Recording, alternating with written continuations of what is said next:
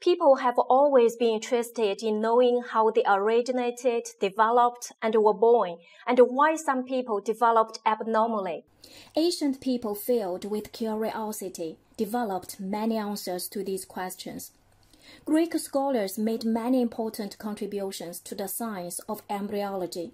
The most famous one is Hippocrates, known as the father of medicine. He wrote several books on anatomy, including one book on embryology. In order to understand how the human embryo develops, he said, take 20 or more eggs and let them be incubated by hens. Then, each day from the second to that of hatching, remove one egg, break it, and examine it. This is the origin of the experimental embryology. Until now, fertilized egg hatching experiment is one classic embryological experiment, which is still being carried out.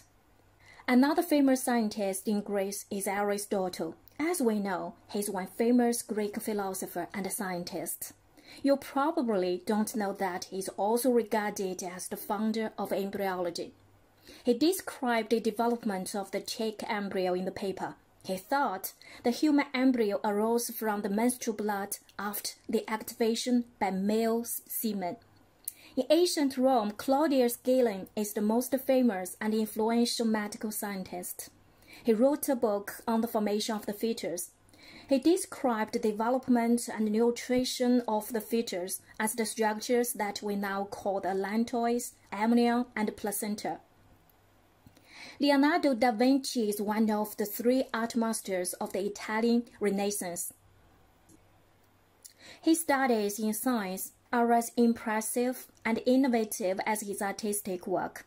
Here shows his drawing of a dissection of the pregnant uterus containing a fetus. He introduced the quantitative approach to embryology by making measurements of the prenatal growth. Antony van Leeuwenhoek invented the first microscope. Early microscope was very simple, just like this, but it opened an exciting new field of observation. In 1677, he first observed human spermatozoa and made drawings of human spermatozoa. Spermatozoa is one Greek word. Sperma means seed, and zoon means animal. Later, his student Nicholas Hippocrates also observed sperms. He thought the sperm contained a miniature preformed human being. This is the drawing of a sperm by Hippocrates. In 1672, René de Graaf observed little chambers in the rabbit's uterus. Undoubtedly, the little chambers Graaf described were blastocysts. At that time, some embryologists thought that the oocyte contained a miniature human being.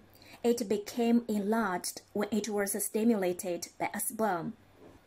As mentioned above, these embryologists thought that an individual develops by a simple enlargement of miniature preformed human being that exists in the germ cell. This is preformation theory.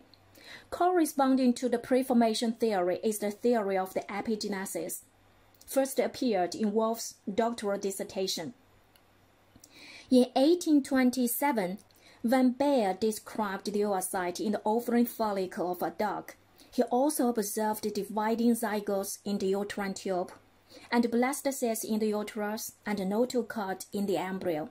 He was regarded as the father of the modern embryology by his significant contributions.